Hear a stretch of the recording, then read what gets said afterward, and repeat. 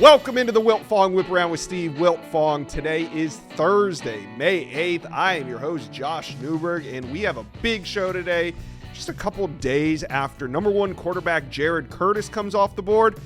Now we set our sights on the number one tackle in the country, the number one overall player in the country, Jackson Cantwell.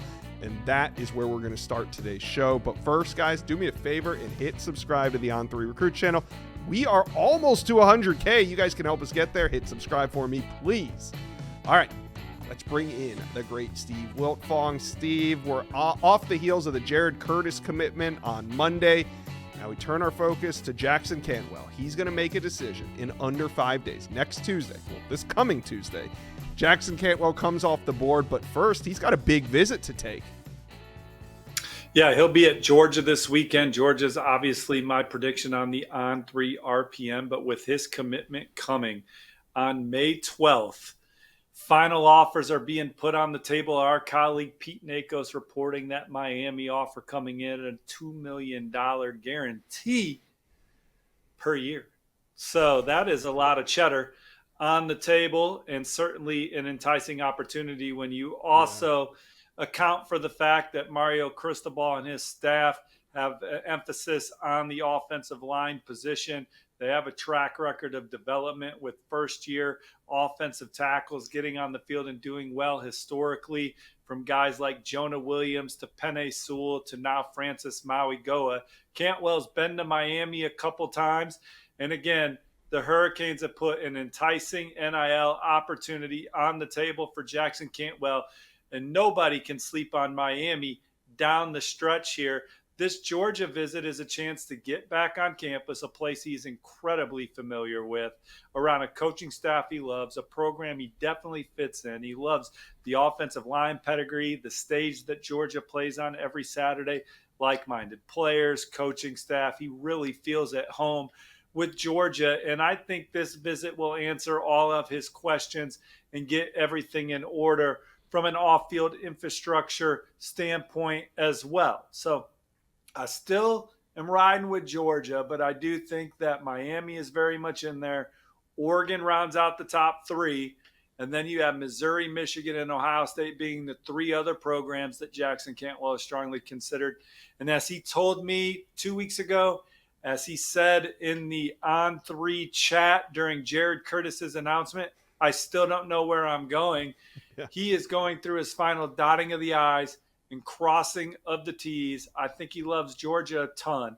And if Kirby Smart and the Bulldogs are able to be competitive and exciting from an infrastructure standpoint, I think they're winning from the old school front standpoint. And so we'll see if they can get it home this weekend, because Miami is going to fight till the absolute finish, till Jackson Cantwell announces his decision at Nixa High School. Mario Cristobal in Miami, they're pushing as hard as they can to land this elite point of attack player. Yeah, I mean, back behind me in the On3 offices, it's buzzing. There's some buzz around Miami. So this visit to Georgia with the Nakos report of $2 million offer on the table, does Georgia need to match that on this trip? Is that what some of these conversations are going to be about? I'm not sure they have to match it, but I think that you got to be in the ballpark, because if you're not in the ballpark, it adds up over 3 years. You might be sort of close in year one, but when you add it up and compound it over years 2 and 3, all of a sudden, that's a lot of money. And so you start thinking about your future and the opportunity to get off to such a terrific financial start to your young life. It's very exciting. And again, it's not like Miami is just the program that can offer money and not any kind of track record of development at the position. Mario Cristobal has been around some of the best college offensive linemen over the course of his career, and he has that back pocket in his back pocket as well. And him and Coach Mirabal, the offensive line coach, have such a great working relationship. You know, Miami just had the number one pick in the NFL draft. They're a program that has gotten better in each season since they've been there. But they needed to overcome some things to get into the race with Georgia as well. And so they have done that from a package standpoint. But Georgia, as we've talked about in this cycle, we've seen Georgia be more aggressive and more willing to compete from an infrastructure standpoint than they have in the past, and that allowed them to win out for Jared Curtis, in my opinion. And they're in a really good spot for Jackson Cantwell.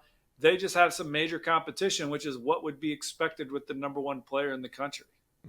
Yeah. So just in a matter of a week, Jared Curtis goes from recruited to recruiter. This weekend, Jared Curtis will be on campus with Jackson Cantwell. How close are these two? Have they bumped into each other across these recruiting visits? Do they know each other? Do they ever communicate? Well, Jackson Cantwell is one of the friendliest prospects in the class. So if you talk to him once or twice, you already feel like you're friends with him, which is probably where I would put Jared Curtis and his relationship. I mean, obviously they have a lot in common from the standpoint of the schools they were looking at, to the opportunities they have from an NIL standpoint, to the magnitude and the excitement around their recruitments from diehard college football fans. But they're making their own decision. Now, Jared Curtis committing to Georgia shows Jackson Cantwell the caliber of quarterback that he could potentially play with in his class. And so recruiting is a game of inches. You never know how they're going to stack up in your favor. And being around guys that you want to play with is certainly exciting. But for Cantwell, it's getting back over to Georgia. He knows what kind of coaching he's going to get. He knows everything about the program, loves Kirby Smart, loves Coach Searles, loves what they've done during the Kirby Smart era in Athens. It's, getting them final I's dotted, them T's crossed, seeing where you're going to live, what that potential looks like, the potential that players in their earnings are playing at a place like Georgia, what that looks like specifically for him. I think that Georgia is willing to go as far as they've gone for any prospect in the Kirby Smart era for Jackson Cantwell. But Miami has thrown down a heck of an opportunity, and we'll see where Georgia stands coming out of the weekend. All right. Georgia fans, what do you think? Talk to us, comment section. What do you think Jackson Cantwell is going to do when he decides in just under 5 days? Let us know. All right, Steve, speaking of the battle for Jackson Cantwell, he's the number one overall prospect. Well, the battle for number one is also heating up in the On3 industry team rankings. Now, USC jumped into the lead just about a week ago, but the question is, can they hold on? There's a couple teams that I think are in a position to battle for the number one spot, but what's your opinion on not just the top 10, but who could be in that battle for the number one spot when all this is over? Well, I think you look at when you look at the way that On3 does its team rankings, it is slanted towards who lands the most blue chippers and most elite prospects cycle in and cycle out. And LSU is in fabulous position to finish number one. They stand at number two right now, led by the number one receiver in the country, number three player overall, Tristan Keys. They're also in the five-star hunt for the number two player in the country overall, Manny Iannacho, the offensive tackle from Baltimore. I would put LSU in his top two right now, with Oregon, with Penn State rounding out the top three. LSU's got a great chance to land the number one player in the state, number one jumbo athlete, defensive lineman, offensive lineman, Lamar Brown. They're a finalist for Anthony Tate Jones, the number one edge rusher out of the state of Alabama. And they're also still in play for the number one interior offensive lineman in America, Darius Gray. In fact, I would give them the edge right now. South Carolina is where my On3 RPM is. I probably should slide it over to LSU going into the official visits. So they'll never stop recruiting safety Blaine Bradford, who's committed to Ohio State. Speaking of Ohio State, they're in on quite a few five stars. You have offensive tackle Felix Ojo, the number one ranked recruit in the state of Texas. Ohio State's in the top two for him, in my opinion, with the Texas Longhorns. They're in the top two or three for Tyler Atkinson, the number one recruit out of Georgia, number one linebacker in the land, number 8 player overall. He's certainly high on Georgia, But Oregon and Ohio State are right there. The number one running back in America is Savion Hyder. He's got official visits with Michigan, Ohio State, Tennessee, and Georgia coming up. He was at Ohio State this spring. I thought that was a tremendous visit, and the Buckeyes certainly cemented themselves as one of the favorites down the stretch. They are the team to beat for the number one safety in America, Braylon Womack, going into his official visits. Texas A&M is certainly one of his top schools.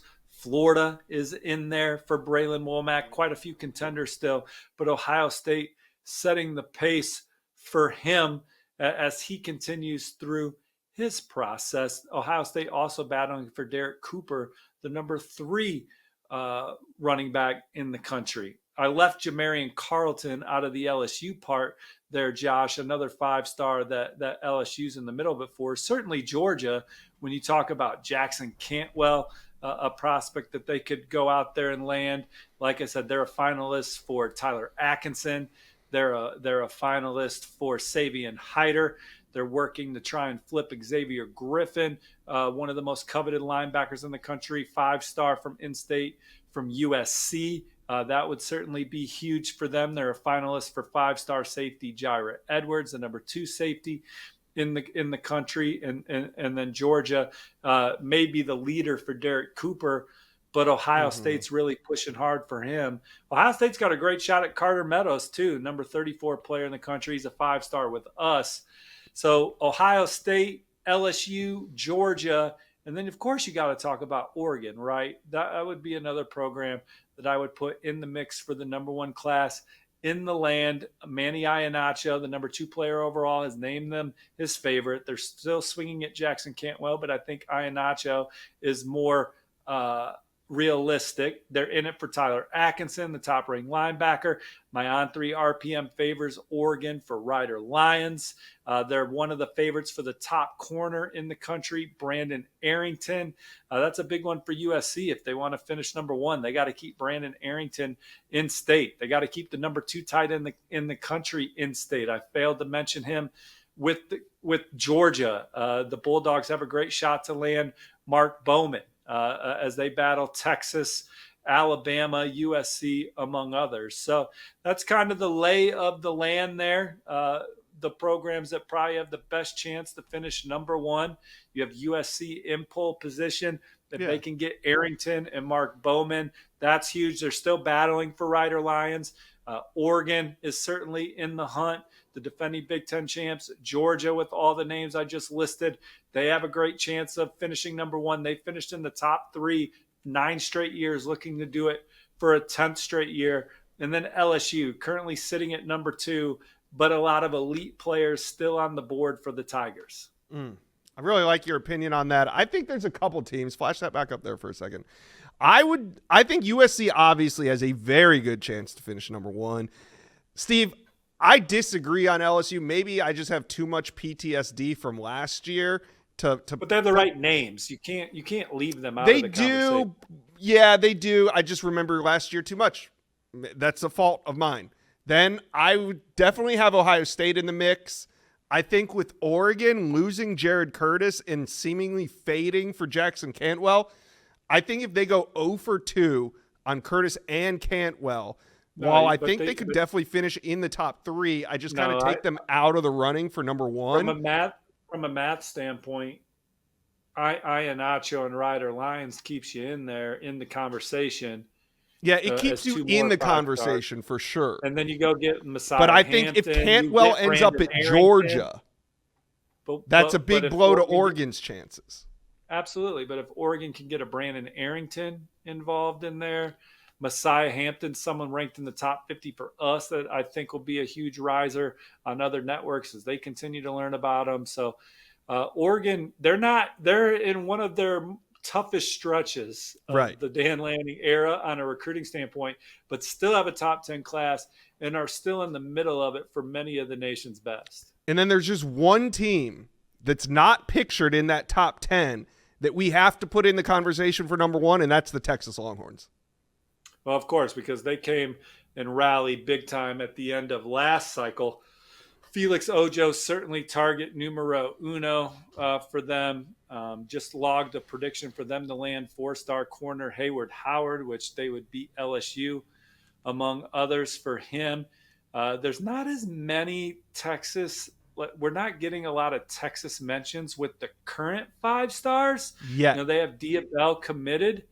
Um, so I don't. Mark Bowman is someone that they could very well add. Right. I guarantee they keep recruiting Cody Green, who is a 5-star offensive lineman that's already flipped from Oregon to Washington.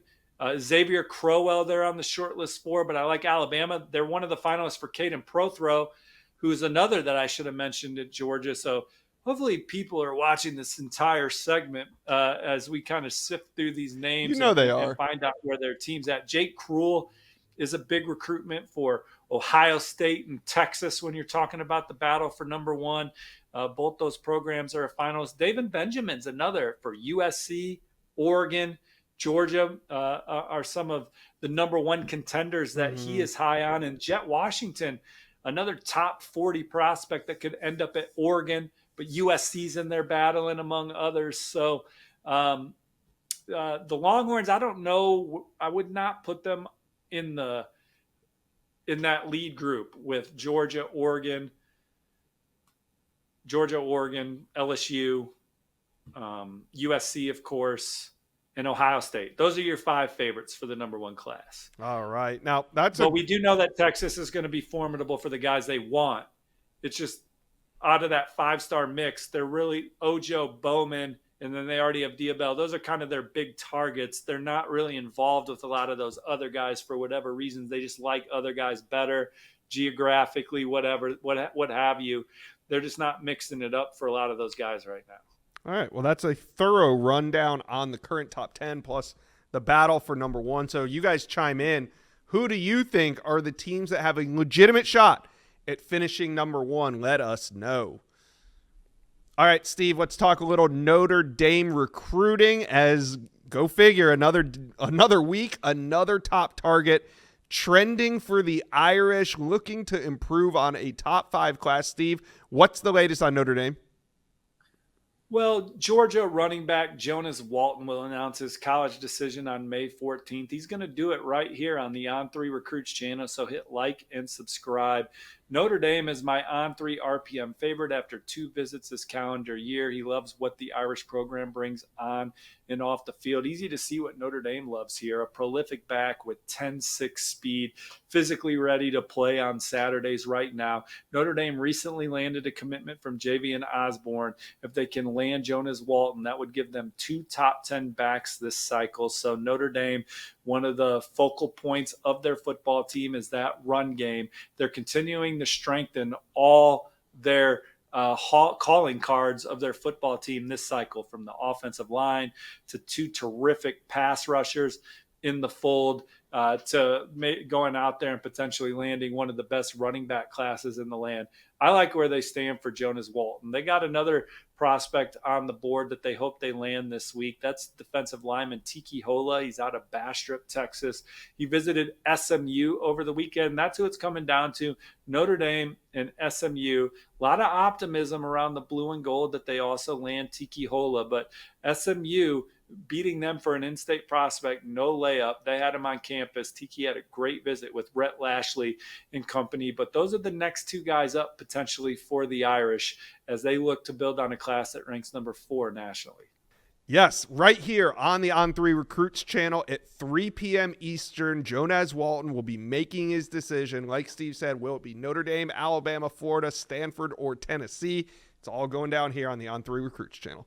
Let's talk a little Oregon recruiting. We got to talk major developments at the quarterback position. We know Jared Curtis ended up going to Georgia, but moments later, Steve, you dropped an important RPM pick for 5-star Rider Lions to the Ducks. But then there's another development this week. Oregon, they extend a new offer to a 2026 quarterback. Tell us about it.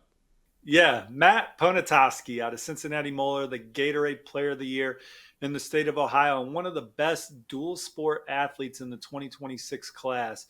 Oregon and Will Stein extended him a scholarship. I love where Oregon stands with Rider Lions. but BYU's in the top 2 for him. And you can't rule out the Cougars with all the family ties to the university, all the religious ties to the university. BYU is a major contender for Rider Lions. Talking to sources this week, Oregon has the edge, but he's not done with this process. And as he continues to work through it, he could certainly end up at BYU. USC's a place he almost committed to at one point. He didn't pull the trigger. The Trojans are still battling. You have Ole Miss, Ohio State, Michigan courting Rider Lions as well. So he is not a layup to the Oregon Ducks, and they'd like to land a quarterback in the 2026 class. And Matt Ponatoski is a guy that they view that has the traits to play championship level football in Eugene. And he's coming off a terrific junior season where he took Moeller to the state championship game. He threw for over 4,000 yards and 56 touchdowns to just 3 interceptions. And he has already gone through a lot of his process on the baseball side. He's been to Kentucky, Texas A&M, Arkansas, Georgia Tech, Mississippi State, and Duke. All of those programs, I believe, if not all, most have a quarterback committed, but they would take Ponatoski as a baseball, football dual guy, and would obviously be a heck of a pickup. Mm-hmm. Same goes with Oregon. Now, if Oregon lands Rider Lions, I think they'd be done in the 2026 class, but there's no guarantee they're going to land them. I just like where they stand right now. Okay. Steve, who was the greatest baseball, football, 2-sport star to ever come out of Moeller High School? Oh, that's an easy one. And if you can tell me where he was going to go play football, that's a bonus. I have no idea where he's going to go play football. Is it Ken Griffey Jr.? It's Ken Griffey Jr. And he told me that if he played football, it was going to be at Oklahoma. Does that surprise you? It does. I had no clue where it was going to be. I almost stuttered, though, for a second because the other name I thought of was Barry Larkin. That would be a great one, too. But, yeah, Ken Griffey Jr. just barely edges him out. He's not a better ball player than Ken Griffey Jr., obviously, but Barry Larkin, a Hall of Famer in his own right, former MVP and 12-time All-Star World Series champ himself. And I don't even know if he played football at Moeller, but I just thought of his name as a former Moeller alum. All right. A little more Oregon talk. Back to the Ducks. There's another big visit happening in Eugene this weekend from across the country. The number 1 player in the state of New York, Messiah Hampton, is going to be on campus in Eugene. Tell us about it. Third time this year, Josh. Oregon picking up steam with Messiah Hampton. They just had offensive coordinator Will Stein, receivers coach Ross Douglas out to see him again earlier this week. Got that visit locked in. He's returning to campus. The Ducks are trending up. Miami's in this one. Ohio State's in this one. Syracuse, Penn State, Michigan, to name some of the others that he's been keen on through his recruitment. But Ross Douglas was recruiting him at Syracuse. That was a seamless transition to Oregon. Will Stein, that offense. Dan Lanning, where the Ducks are at as a program. His experiences in Eugene to date. Oregon is in fantastic position going into the official visits, bringing them out to campus again. You love to say follow the visits, me too. And Oregon is in a great position here right now for Messiah Hampton, one of the most electric pass catchers in the land. And I still like where they stand with Manny Iannaccio. Talking to some sources regarding that recruitment. Oregon had several coaches in Baltimore to see Iannaccio. They're in pole position. LSU's in the 2. Penn State's in the 3, I'm told. But Iannaccio, Rider Lions, Messiah Hampton, all guys that could easily end up being Ducks at the end of this 2026 cycle. That will do it for today's episode of the Wiltfong Whiparound. Thanks for tuning in. Please hit like and subscribe to the On3 Recruits channel. We'll be back on Monday breaking down some of the biggest recruiting storylines from the weekend. Have a great weekend.